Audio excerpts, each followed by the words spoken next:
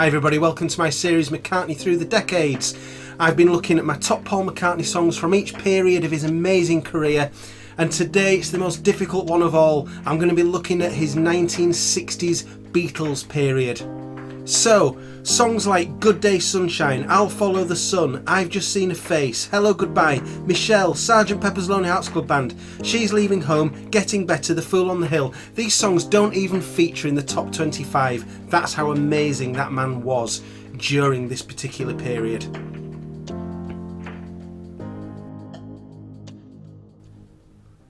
So for the purposes of this video, I'm going to be looking at the songs that are predominantly regarded as being Paul McCartney songs. So I know, of course, that some of them have got help to some degree or other by John Lennon, but these are the ones that are generally regarded as the Paul McCartney songs. So if you like this kind of video, please hit that subscribe button because I've got plenty more of this nonsense. But here we go, number 25. It's When I'm 64. So this to me is one of those songs that just highlights how Paul McCartney could dip into any genre of music and just make something great from it. So it's very difficult to think of many people who were his contemporaries in the 60s who could have also made a song like this. Certainly John Lennon would never have made a song like When I'm 64. You could maybe imagine Ray Davies could have come up with something similar, but I don't think it would have had the emphasis on the arrangement, for example, that this has. But I think it's a wonderful part of the soup of Sgt. Pepper that makes that into such a great melting pot of ideas. Brilliant song, When I'm 64. Number 24, from the Let It Be album, I've Got a Feeling. So, of course, you can certainly regard this as a collaboration between Paul and John, definitely, because there's the definite section in the middle that's John's, but the essential sort of meat of the song, the I've Got a Feeling part, is one of Paul's songs. It's a great rocker by him. I love the guitar intro, that riff on the guitar intro is great, and he's absolutely belting it out, screaming a great song. And I love that he started probably more than 10 years ago now. It suddenly became part of his live set, which was great to hear, that he'd not forgotten about this song. But it's one of my favourite late Beatles era Paul McCartney rockers anyway. That's I've Got a Feeling. At number 23, it's Back in the USSR, the opening song from the White Album.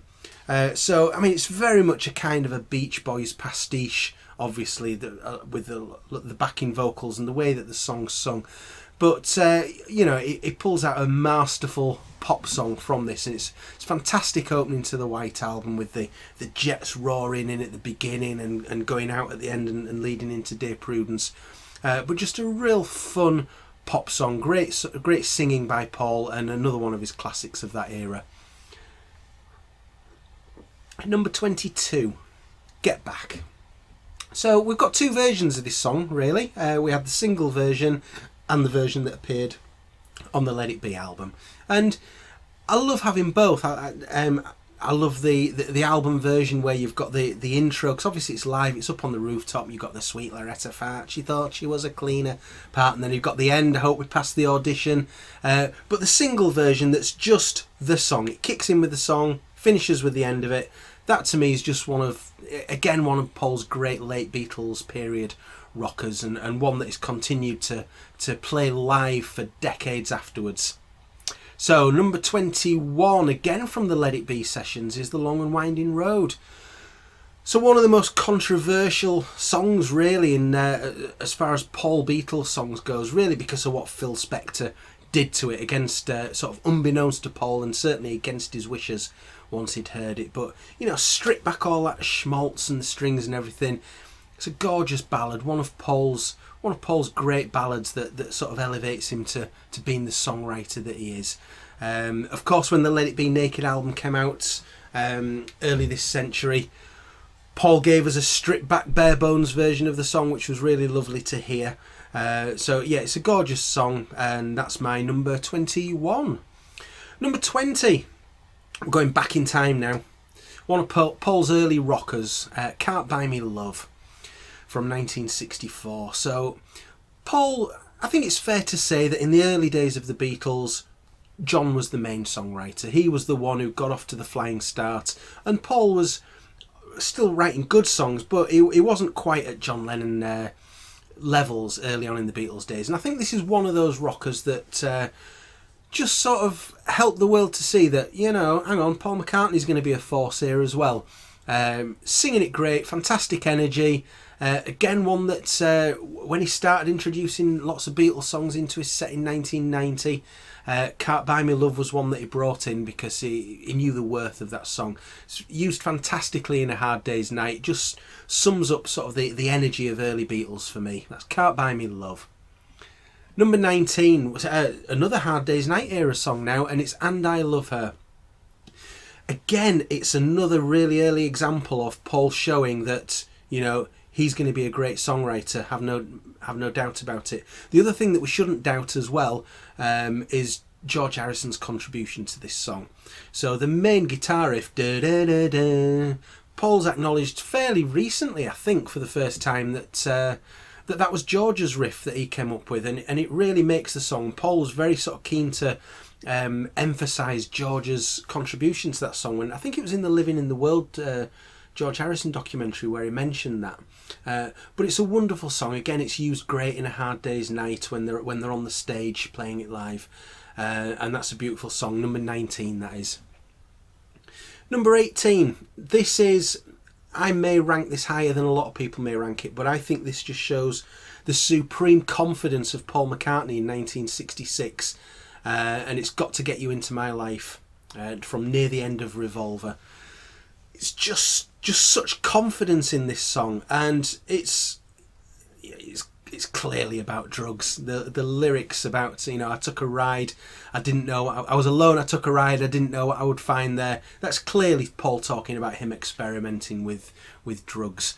But it's a wonderful song. It's got a bit of a Motown feel to it with the sax and the brass that's in there, and it's around about that time, well, probably just after, where the Beatles had been considering making an album over in America because they wanted to try and capture a more American sound. And I wonder if this had been made, let's say this had been made where Motown records had been made, it would have had a different feel altogether, but would have, possibly might have even lifted it even more. But wonderful song, supremely confident. That's Got to Get You Into My Life. Number 17, from 1968, the first single from 1968, The Inner Light. That's the B-side. Lady Madonna. What am I thinking about? Lady Madonna. So wonderful Paul rocker. It's got that piano riff that so many people, if they're trying to learn to play piano, will try and learn to play Lady Madonna. I've never been able to do it. But yeah, it's a wonderful piano riff. Again, it's another song that Paul has just kept with him throughout the decades because he obviously loves it. Great song, sort of telling the story about Lady Madonna with the children at her feet, and just sort of another one of his songs really about just sort of the struggles of everyday life, I guess you could sum it up as. But worldwide smash number 1 hit single, and a great song. Number 16, another smash hit single from 1966, Paperback Writer. It's got that crunching guitar riff at the beginning, and if you're not too familiar with the differences between the mono Beatles songs and the stereo Beatles songs, then I would absolutely say this is the go-to song to play the mono version if you've got it on Mono Masters album, for example, because it is just so much more powerful than the stereo version. And the mono version was what was released as a single in '66, and it just sounds so much more powerful. But again, it's a great pop song, talking about the guy who's, is somebody going to publish his book that he's written, but it's got great guitar riffs throughout, fantastic harmonies. The Beatles, I think, attempted it they played it in 1966 when they were touring a little bit, and it's very difficult to do those harmonies live, but and maybe that's why it's not been played so much live over the years as some other songs might have been. But wonderful rock song, Paperback Writer. Number 15 is another smash hit single, We Can Work It Out. So this was generally, I don't know about all over the world, but in a lot of places certainly, this was a double A-side with Day Tripper. And so this would have got an awful lot of radio play back in '65. But great great interplay between Paul and John, you know, with John going into the life is very short and there's no time part. It was great how they sort of contrasted, and then Paul comes back in upbeat, bang into the next verse. But it was one of those songs that highlighted in 1965 just really why they were on top of the world as pop hit makers back then. This was just a prime example of that. Later on, I'm going to show you, as I always do, I'm going to give you a link to a Spotify playlist that I've put together that's got all these songs in. So if you want to go and listen to this in order, I've taken the hard work out of it for you. You can follow that link that I'll show you in a little while, and I'll also show you a short list later on of the songs that didn't make it onto the final list. But next we're at number 14, which is from Abbey Road, Golden Slumbers. So we're getting towards the back end of the medley here with this, and beautiful song. Paul took the lyrics from something that he'd read that was, a few hundred years old. I can't remember the exact source of the lyrics, but it was certainly, the bulk of it was something that already existed, and he put this music to it. And with the strings that come in and everything, it's just absolutely gorgeous. And from my point of view, it's, you know, when my daughter was young, it was the song that I used to sing to her to put to sleep at night, because it's just such a beautiful song. Number 13, again, I've probably gone a bit higher with this than a lot of people would do, but I think this is a really underrated song in Paul's catalogue, and it's Martha My Dear from the White Album. It's there's a lot going on here. It's one of those songs that if you really listen to it, there's maybe a lot more going on than just it being a simple piano ditty. All the brass that comes in and the hand claps and everything just comes together wonderfully on this song, for Paul singing his song to Martha, his sheepdog. But an absolutely fantastic song, and I don't think it gets the credit it deserves, really, even probably amongst White Album songs, let alone Paul's wider career. Number 12, back to Abbey Road again, and this is another song that is part of that medley, and depending on where you think the medley starts, and different people have different starting points, this is one of those that could be the start of the medley, and it's You Never Give Me Your Money. So again, it starts off as a beautiful, lovely sort of quiet piano ballad, and then it explodes, and Paul's doing his kind of Lady Madonna voice. It sort of goes into that kind of a song afterwards, but obviously it's Paul's song about the troubles that were going on in the Beatles camp at the time, the financial issues that they were having, and the arguments, and it's Paul's way of expressing that in song. But fantastic addition to Abbey Road. Number 11, one of my personal favourites, is Mother Nature's Son from the White Album. This is one of the key reasons why I've said in other videos that if I could only ever take one album with me, if I was going to go and live on a desert island for the rest of my life, I would take the White Album. This is one of the reasons why, because who wouldn't want to be sat under a palm tree, gorgeous sort of sunlight, and listening to this song? Just fantastic. Or sitting in a field of grass, even more appropriately, would be wonderful to listen to this song in. But it's just so relaxing, and a wonderful part of the White Album. That's Mother Nature's Son. Number 10, we're going right back now. You can't go back much further than this. It's the opening song on their first album, I Saw Her Standing There. It's got that brilliant, energetic intro. 1, 2, 3, 4, and bang, it's straight into it. And it never lets up throughout the whole song. It's got great bass playing by Paul, great singing. It's got a great guitar solo from George in there. It's just upbeat, it's wonderful. It's everything that an early Beatles rocker should be. Fantastic. And number 9, we're going from an early Beatles rocker to a later Beatles rocker here, Helter Skelter. I love how dirty and mean and just angry this song is, and I feel like I need to have a shower when I've listened to it, just to get myself clean again. This is one of those occasions where I prefer the stereo version, and that's because I want to hear Ringo with his blisters on his fingers, and you don't hear that on the mono version, which is a shame. That's one of the few things about the mono version of the White Album that I'm not so keen on. But Helter Skelter anyway, Paul said that it was his response to Pete Townsend from The Who. He said he'd mentioned that the Who had written a song that was like the loudest, dirtiest pop song you'd ever heard. So Paul thought, well, I'm going to beat that. And Paul later found out he thinks that the song was I Can See for Miles, which doesn't sound particularly heavy to me, but there you go. But I know Ozzy Osbourne's talked about Helter Skelter in the past and just how influential that was as a sort of a early intro to heavy metal, but it's just such a memorable song. Absolutely fantastic. Number 8, massive contrast here to the last one. We're going back to Revolver and Here, There and Everywhere. So Paul has spoken about this as being one of his personal favourite songs that he's ever written, because he always gets asked the question, doesn't he? Paul, what's the greatest song you ever wrote? And he often gives this as an answer, probably more than any other song. There was a funny story a couple of years ago. Paul got his memories completely mixed up on this one. He said that one of his memories of Here, There and Everywhere was listening to it on a record in a chalet in Austria with John while they were filming Help. And you think, well,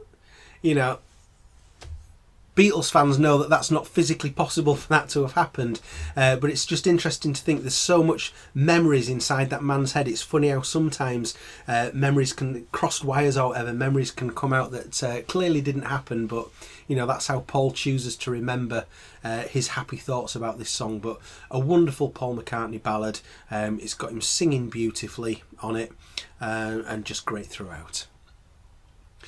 Number 7, possibly his most famous song.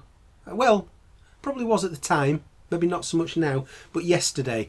Often quoted as the most covered song in history. And Paul, you don't need me to tell you the story of Paul waking up and hearing it in a dream, and it originally been called Scrambled Eggs. I'm not going to go telling that story, you all know that. But it was Paul really. I've talked about him announcing himself as a great songwriter early on. This was him announcing himself as a world-class songwriter and somebody who everybody else is going to have to start playing catch-up with, because it's just a beautiful work of genius. And he was reluctant to about the fact that he thought he was putting himself out there on his own really with this, because the other Beatles don't appear on it.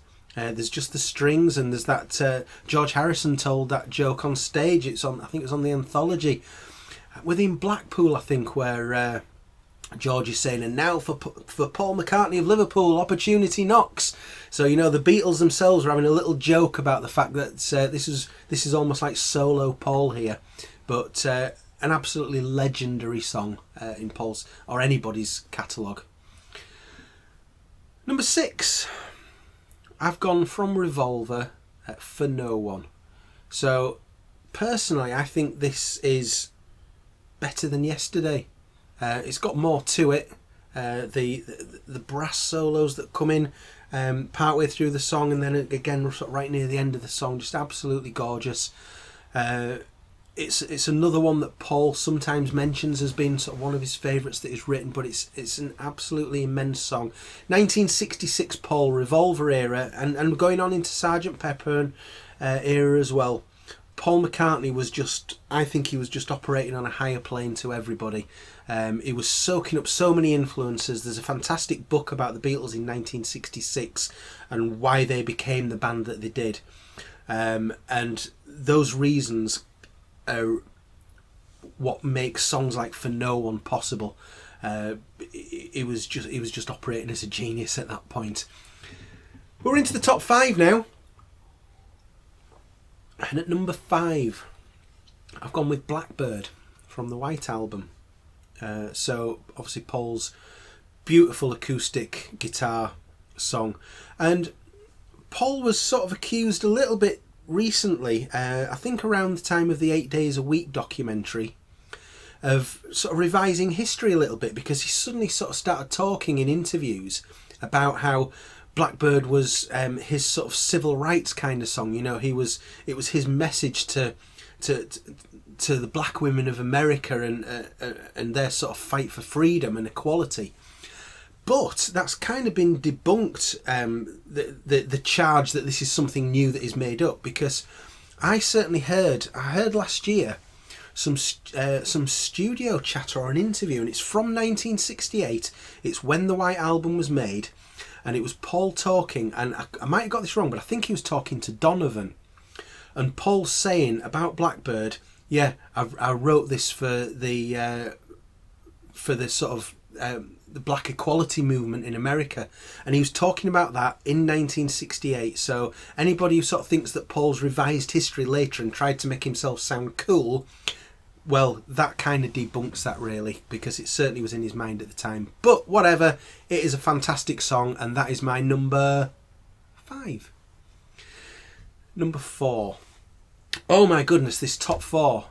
No, I'm saying nobody in history has written a top 4 that compares with this top 4 that I'm coming up with now. This is insane. Number 4, Hey Jude. And where do you start talking about Hey Jude? Obviously, he wrote it initially as Hey Jules. It was for Julian Lennon. It's a song to try and comfort him during John and Cynthia's marriage breakup. And it's just taken on a life of its own. I mean, it's got Paul's favourite story in it about the parrot on the shoulder, and John saying you got to keep that line in. Again, I'm not going to go there. Paul's said it too many times. But it's, you know, it is a fantastic song. That ending, I heard a great interview with Paul Weller a few years ago where he was saying about how Hey Jude was one of his favourite songs as a kid growing up. And the bit in the na na na bits towards the end where he's screaming, Paul Weller said that he said to his mum, why is he screaming like that, Mum? And his mum said, it's drugs, Paul. And I thought that was brilliant. But you know, it's one of the great anthems of the world now. It's used at quite a few sporting teams have taken it up as an anthem that's sung on the terraces. Paul obviously does it at all his concerts still, pretty much. And I mentioned that Yesterday was possibly his most well-known song. I think probably Hey Jude is now his most famous song, but absolutely legendary. Okay, we're into the top 3. So before I do the top 3, I'm going to show you now there's that Spotify playlist. So if you want to make a note of that, or there will be a link to that in the description for this video, if you want to listen to these songs in order. But yeah, top 3 anyway. I tell you what, pause this video in a second. What I'd like you to do is go to the comments and put what your guess is. So if you I tell you what, put hashtag guess, and what 3 songs do you think are my top 3? Go do that now. Okay, you back with me? Right, number 3, Let It Be. Again, a bit like Get Back, we've got those 2 versions. We've got the single version and we've got the album version. I tend to prefer the single version. I think that the guitar solo is a little more melodious. I like the effect on the guitar a bit more in that. But whatever, they're both fantastic and absolute genius songs. I think it seems to be a song that's been picked up by the younger generation quite a lot as well. I think if there was any stats out there around what Beatles songs the younger generation are playing, I know Here Comes the Sun is apparently number 1, but I bet Let It Be for Paul songs is probably right up near the top or at the top there. Wonderful song. I'm actually going to show you my favourite live version of this. I'm just going to pull this out. I keep talking about this, don't I? I've talked about it in other videos as well. Put It There, which was the Making of Flowers in the Dirt. There's a live version on here where he just absolutely slays the song, and I'm in a fantastic way. I would thoroughly recommend checking that out if you've not heard that. But yeah, number 3 is Let It Be. Top 2, right. I've toed and froed with these because either of these could be number 1. These are both songs that showcase how he was absolutely at the top of his game in the mid 1960s. Number 2, I've put Penny Lane. Named after the road in Liverpool, near where he grew up as a child, and obviously it was coupled with John's Strawberry Fields Forever, which was of course John's song about growing up in Liverpool. But just the wordplay, the imagery, the the trumpet solo that's in there that Paul wrote in a key that wasn't supposed to be used by that particular, is it piccolo trumpet? I seem to remember. It was, I think it was a guy called Dave Mason playing a piccolo trumpet. I'm sure you'll tell me if I've got that wrong. But he wrote it in a key that's not supposed to be played on that. But, you know, Paul said, well, I'm sure he can do it if he's a good enough player. And he did it, and it's absolutely fantastic. There's a line in it that I always used to get wrong, but I prefer, I actually sort of really like what I misheard. The line that says the banker's sitting waiting for a trim.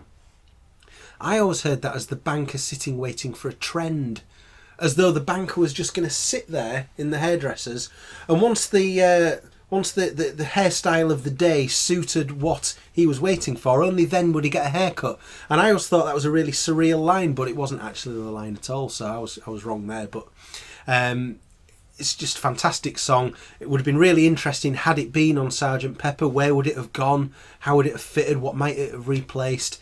But absolute genius song. Number one. Okay, before I reveal the number one, which probably a lot of you have guessed by now, I'm going to show you this short list of songs that didn't quite make it into the top 25. And it's ridiculous. I mentioned some of them at the beginning. They're going through your screen now, but just absolutely insane that he could have written those songs in that decade, and I don't even put them in the top 25. Incredible. So anyway, they should have gone by about now, and here we are at my number one Paul McCartney song of the 1960s. So this song is it's an album song. It also got to number one in the UK charts.